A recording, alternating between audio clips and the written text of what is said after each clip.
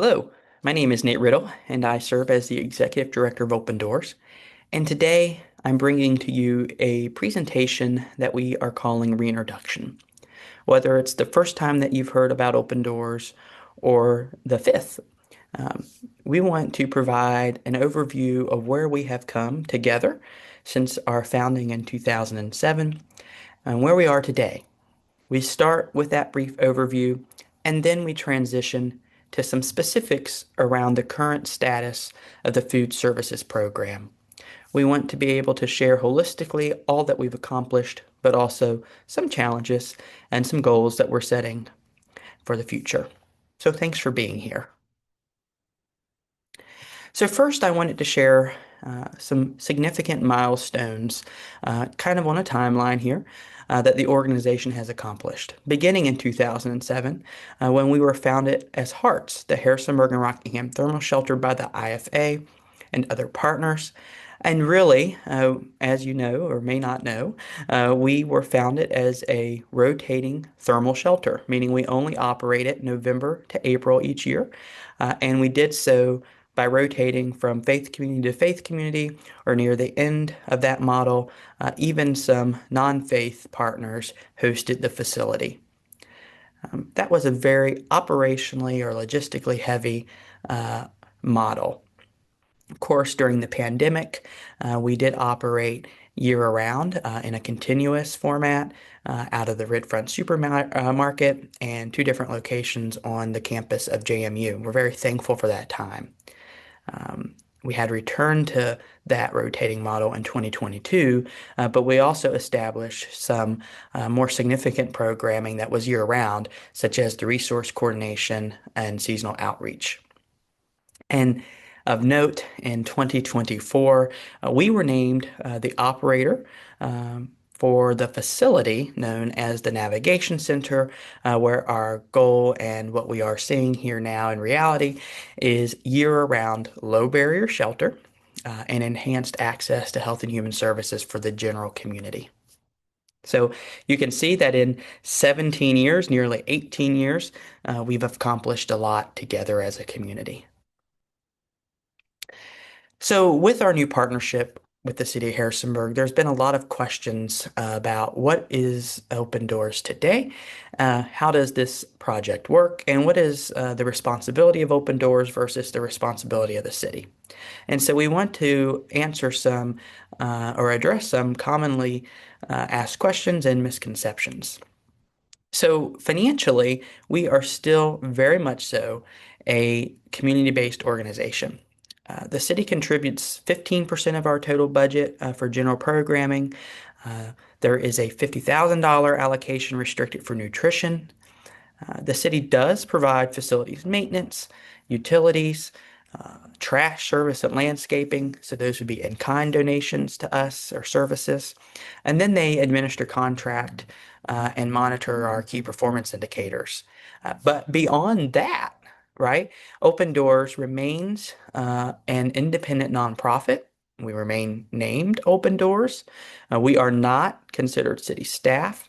We are responsible for all operations of the shelter, and we are the lead agency, in the way that I frame it, for the many, many partnerships that are on site with us. Those partners are engaging with us, but are here in agreement with us, and we help coordinate the services delivered at the Navigation Center. And again, we fundraise for the remaining budget, excess of the city payment and other grants and so forth come directly from individuals in the faith community. As we begin to slowly transition toward the conversation of food services, I want you to keep in mind that we estimate that it would cost about $200,000 more per year for a fully functional kitchen, primarily operated by Open Doors as an organization.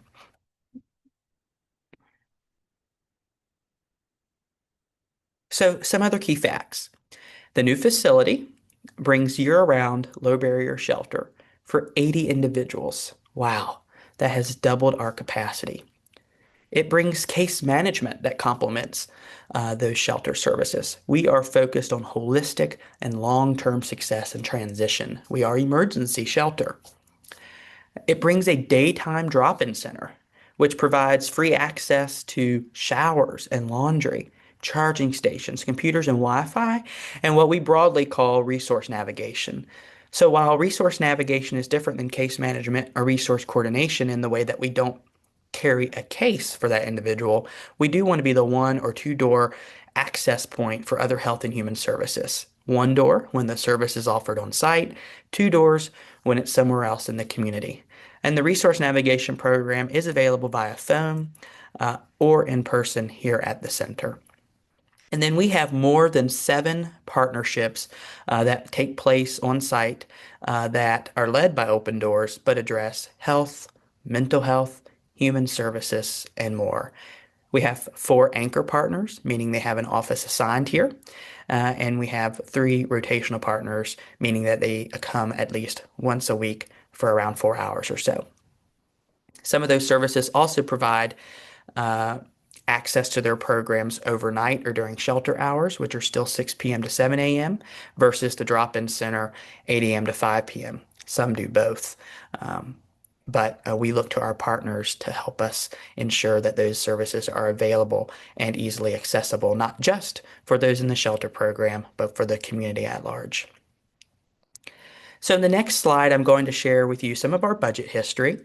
But of course, we want to recognize and call out some of the largest new expenses that are either driven by contractual requirements, because again, this is a public-private partnership with the City of Harrisonburg, but also some are just warranted by the new operational model.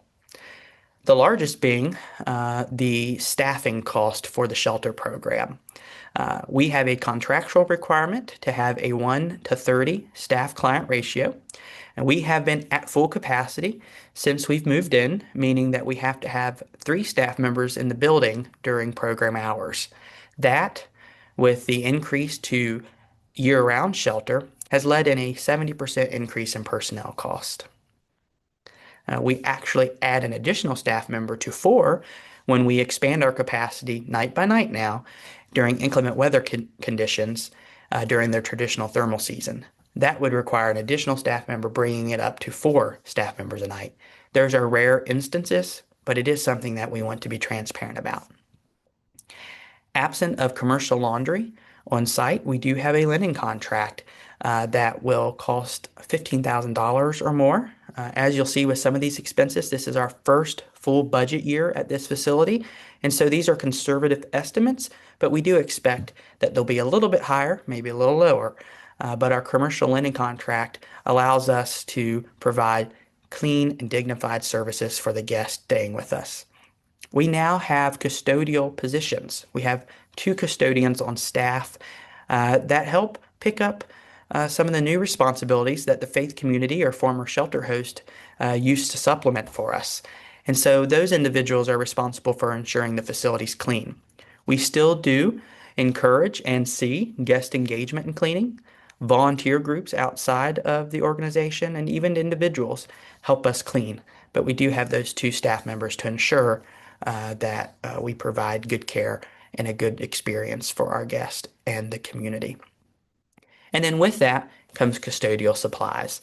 And really, that's more like buildings and grounds. Not only does it include the consumables such as toilet paper and soap, but also some things that are required for general facilities maintenance that is under Open Doors purview. So again, we expect that after this first full budget year and the new operational model, we'll be able to provide better forecasting for these expenses, but these are conservative estimates, and the minimum that it will cost likely will cost a little more. Okay, so now you can see our budget history starting in budget year 18-19 up until what's projected for this year. And you can see that we have grown quite a bit. There was a spike in the pandemic era, again, where we provided continuous shelter as we had more partners engaged. The need was greater with the public health crisis we were all experiencing. But it's really important to note that our organization was able to fare that time based off a surge of government funds that were one-time or pandemic related that do not continue. Again, when we look at government funding today, It is the contract payment and then local grants from the city/county. Um, Beyond that, we do not receive any state or federal funds. Those funds are not available or not allocated for our use in this region.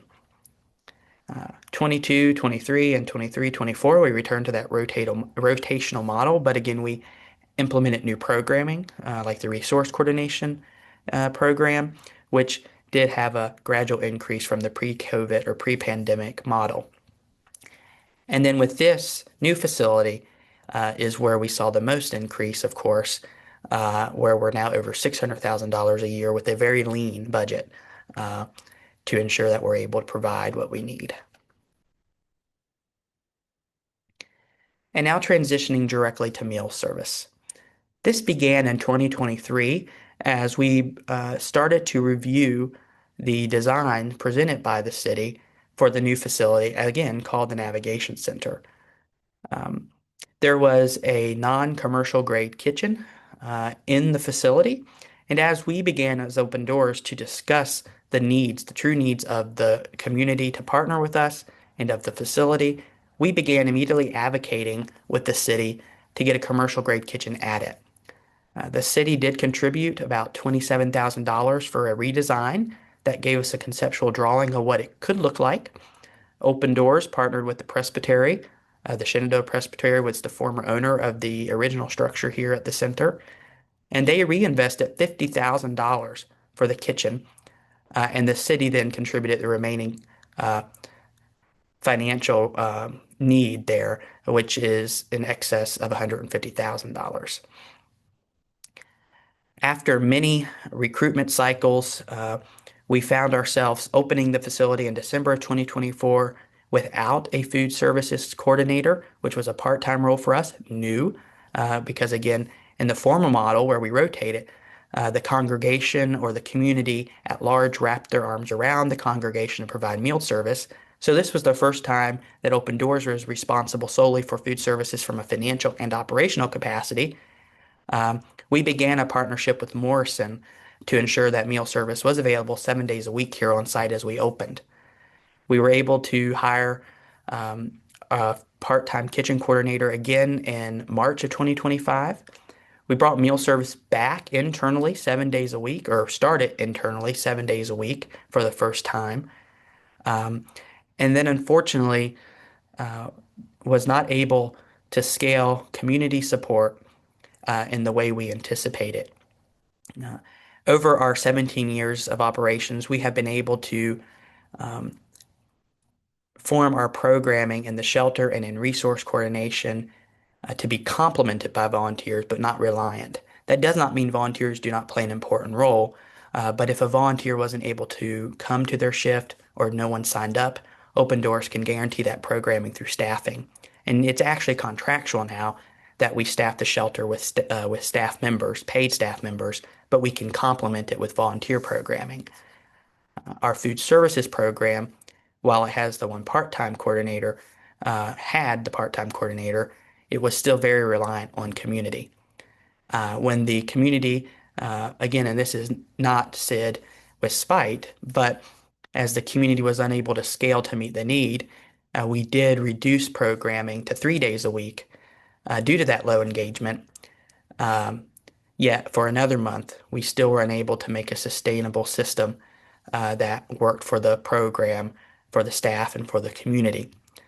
So we then paused the full food services program, meaning that we weren't providing a warm meal. However, we were and still do provide nutritional support. We created a work group in June, and the first meeting occurred in July, I believe, of external partners, people from industry, people from faith communities that have successful soup kitchens, folks that are experts in community engagement and volunteer services, to say what could we do and what could we perhaps look at to fully restore meal service for 3 days a week again or for 7 days. And there were several recommendations made, and that estimate of $200,000 per year in the budget that we mentioned early on is where that came from, the work group. And ultimately, this led us um, to where we are today and what our next steps are. While Open Doors in the near future will not restore full meal service, we will continue to provide nutritional support. That includes through partnerships with food recovery networks, in-kind donations from the community, and we will also use our allocation from the city to purchase goods to ensure that we're continuing nutritional support. Some have phrased this as a continental style. These are items that don't require us to fire up the kitchen each night. It allows guests to self-prepare the food items. This could be soups, protein bars, for example. If your congregation or organization supports a local backpack buddy program that goes to the school system, think something similar to that. Folks are still eating in the downtown network of soup kitchens, but we want to be able to also provide some level of nutritional support here as well. Thanks to our partnerships in the community, we will be able to provide full meal service during the thermal season when, only when, inclement weather warrants all-day shelter services. So if the shelter doesn't close because of inclement weather, we will provide brunch and dinner, as we can't really expect them to leave and take advantage of the downtown area or the greater community services that are available in food security.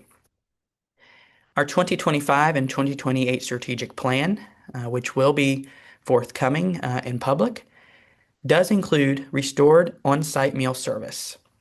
In addition to the other three key goals that are articulated in that plan that you can see above. Open Doors recognizes the importance of food service, but we also know that contractually and with our mission that our unique services, the value proposition and the key to Open Doors as a whole is safe and dignified low barrier shelter and support services. And unfortunately, today we see that case management for the population that needs low barrier entry to case management services, they're becoming more and more constrained while also becoming more and more necessary. We recognize that we are the only low barrier shelter in our area.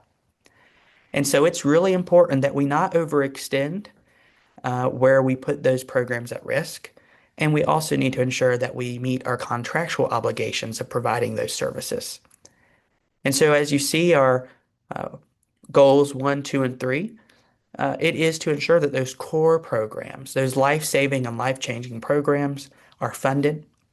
And we also want to ensure that we're setting our folks up for long-term success and taking care of our team as we continue to focus on retention, ensuring that our people are taken care of, because that is key to ensuring that our guests, that our clients are taken care of.